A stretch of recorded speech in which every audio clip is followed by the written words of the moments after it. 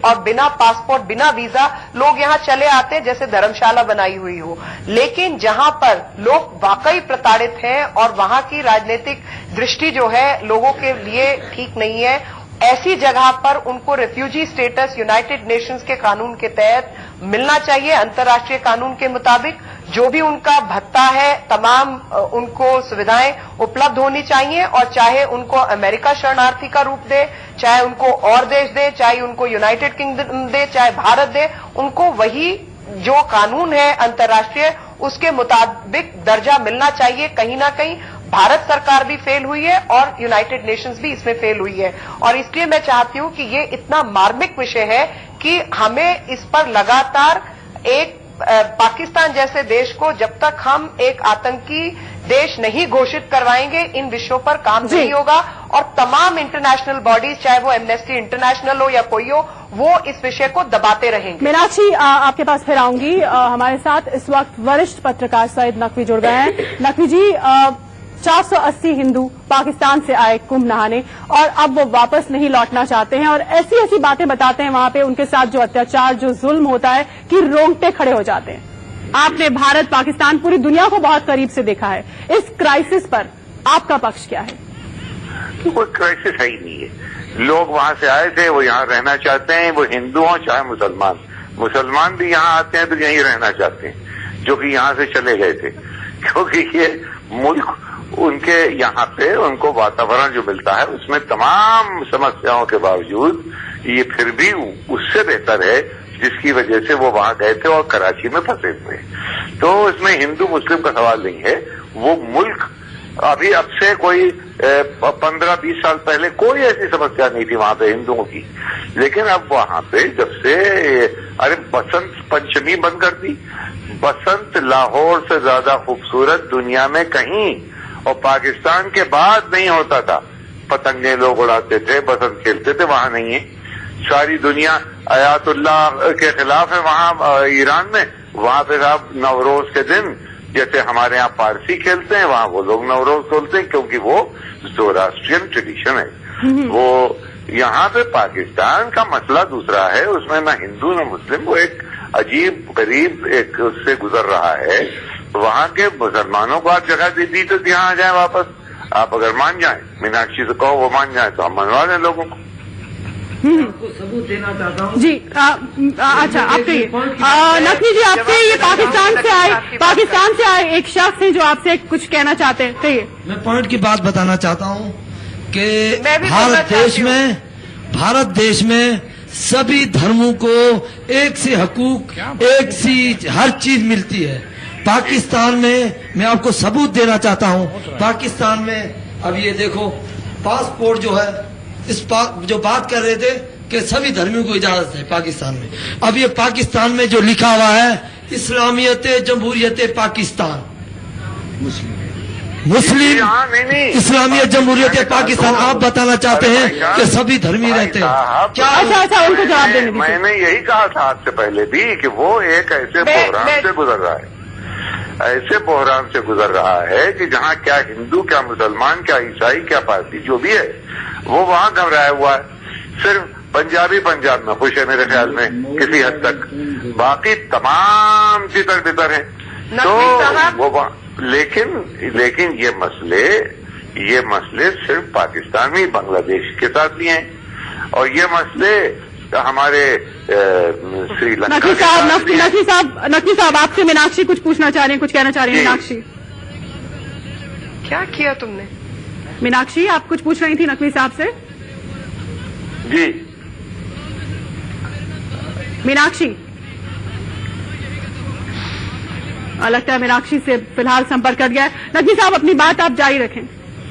हाँ, तो यही है कि वो उस मुल्क में वो अभी मैं बता तो रहा हूँ कि भाई अभी हाल में बसंत जो लाहौर में पिछले साल तक खेला जाता था, आपकी किसी ने खड़े होके वो कह दिया, क्या नाम वो शहीद, उन्होंने कह दिया कि साहब ये एंटी इस्लामिक है। डर के मारे सब दबक गए, सब पतंगे जो है वो रख दी गई अंदर, ना कोई पतंग उड़ा रहा है ना कोई बसंत खेल रहा है। तो वो तो बड़ी मुश्किल है, उस पर अफसोस हमें करना चाहिए।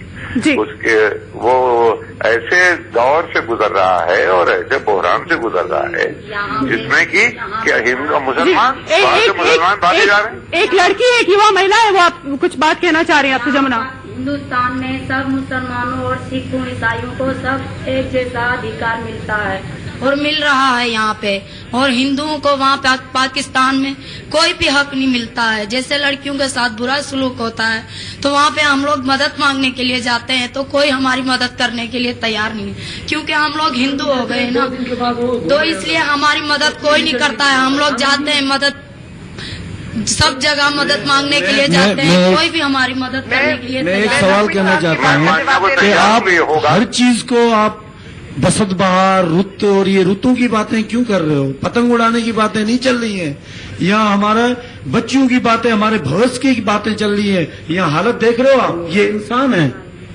ये इंसान नहीं है, इंसान वहाँ नहीं रखते हैं हमको। और आप जाके देखें किन के साथ ये हो रहा है, सिर्फ हमारे साथ छुपा हो, किन उनके बड़े बड़े जमींदारों के तो वहाँ जेल खाने बने हुए, आपको पता है? इस पर 30% हिंदू वहाँ जेल खाने में है, जो सुबह कमाता है और रात को जेल खाने में जाता है।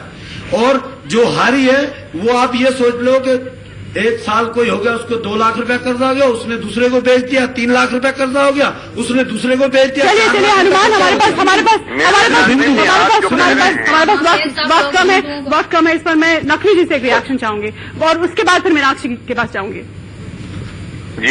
जी नकवी जी, आपने सुनी जो ये लोग कह रहे हैं इसमें देखिए कुछ तो एटीट्यूडनल गुस्से हैं, कुछ एग्जैजरेशन हैं। अगर ऐसा ही किस्सा है, वहाँ हिंदुस्तान के जर्नलिस्ट हैं, वहाँ पे इस्लामाबाद में हैं, उनसे मिलें, उनसे मिलकर उनको बताएं। चलिए हमारे पास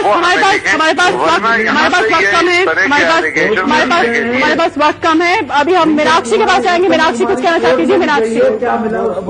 मीनाक्षी। नकवी साहब, ये पर्दादारी का वक्त नहीं है और आपको इसको हिंदू मुसलमान की नजर से देखना होगा और खास तौर पे हिंदुओं को तकलीफ जो है उसको देखना होगा। आपको देखना होगा कि 1947 में 9% हिंदू थे, 9 से 11% पाकिस्तान के अंदर, जो कि आज 1.8% रह गए हैं। और अगर आपको इसमें भी ह्यूमन राइट वायलेशन नहीं दिखाई देती तो फिर आपको जरा उस डेटा को पढ़ना होगा जो वहां शियाओं के साथ या अहमदियों के साथ होता है। और जो हिस्सा लड़कियों के हिस्से आया है, हिंदू लड़कियों के, वो किसी और कौम की लड़कियों के हिस्से नहीं आया है। और आपको ये सोचना होगा जिस तरीके से वहां पे उनके मंदिरों की हालत है, या उनको अपने पुरखों को दाह संस्कार का अधिकार नहीं है, वो किसी और धर्म के साथ नहीं होता, वो हिंदुओं के साथ होता है। और जिस तरीके से हिंदुओं की हालत है वो किसी स्लेव से भी गई गुजरी है। इसलिए आपको इसको दूसरे नजरिए से सोचने समझने की जरूरत है। वो हिंदुस्तान के अंदर हिंदू मुसलमानों के बीच में क्या रिश्ता है वो बात नहीं है। पाकिस्तान ने अपनी माइनॉरिटीज को, खासतौर पे हिंदुओं को कैसे डील किया है, वो उनको काफिर समझते हैं और जिहाद के रूप से देखते हैं। आपको उसको उस पेशकश से देखना होगा। चलिए वक्त हमारे पास कम है और अभी एक छोटी छोटी रिएक्शन हम सबसे लेंगे। मौलाना यासूब साहब, आपको क्या लगता है कि अब क्या किया जाए इन लोगों का और क्या सरकार को कैसा रुख अख्तियार करना चाहिए? मैं गवर्नमेंट को यह सजेशन देना चाहता हूं कि वो LTV दे, लॉन्ग टर्म वीजा दे बाकायदा, और इनको यही रहने दिया जाए। और जो लोग वीजा मांग रहे हैं, वहां के ऊपर शिया वीजा मांग रहे हैं, हिंदू वीजा मांग रहे हैं, उनको सबको LTV देके यहाँ के ऊपर शराब दी जाए। इसलिए कि हिंदुस्तान एक बड़ा देश है, बड़े भाई का अपना फर्ज निभाए और पूरी तरीके से जो लोगों के ऊपर वहां पर जुल्म हो रहा है आतंकवादी देश में, उनके ऊपर बाकायदा उनको यहाँ धन्यवाद।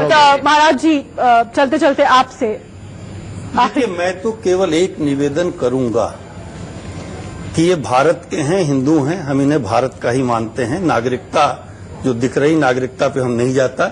इनकी पूरी समस्याओं को हमें विश्व के स्तर पर ले जाना चाहिए और पूरे समाज को जागृत होकर के ऐसा प्रयास करना चाहिए कि किसी भी देश में, केवल पाकिस्तान में ही नहीं, बांग्लादेश हो या कोई और देश हो, इस प्रकार का न हो सके। इसके लिए जो भी करना पड़े पूरे समाज को, पूरी सरकार को करना चाहिए। जी धन्यवाद आप सभी का और आप सभी का भी। और हिंदुस्तान है, हम हिंदुस्तान के नागरिक हैं, हिंदुस्तान के बाशिंदे, और हम सब जानते हैं कि हिंदुस्तान ने मजहबी एकता की मिसाल पूरी दुनिया में गढ़ी है। पाकिस्तान जो कि दावा करता है कि वो एक लोकतंत्र है, पिछले 5 साल से वहां जमहूरियत है, लोकतंत्र है, फिर चुनाव है पाकिस्तान में। क्या पाकिस्तान को नहीं जागना चाहिए ये माहौल देखकर? और क्या जो माइनॉरिटीज वहां पर हैं उन्हें सुरक्षा की भावना नहीं देनी चाहिए? इन लोगों का क्या होगा? क्या इनका वीजा और बढ़ेगा या इनको वापस जाना होगा? ये अभी हम नहीं जानते। लेकिन अगर पाकिस्तान की सरकार से जुड़े लोग या वो तमाम लोग जो डिसीजन मेकर्स हैं वो ये देख रहे हैं तो ये जरूर उनके लिए चौंकाने वाली और आंखें खोलने वाली बात है। अगर वो डेमोक्रेसी की बात करते हैं, लोकतंत्र की बात करते हैं, जमहूरियत का डंका पीटते हैं, तो उन्हें इन मजलूमों का, इन लोगों का भी ख्याल रखना होगा। इस खास पेशकश में इतना ही, लेकिन इंडिया न्यूज पर खबरें लगातार जारी हैं। देखते रहिए इंडिया न्यूज। ये है ITV नेटवर्क और आप देख रहे हैं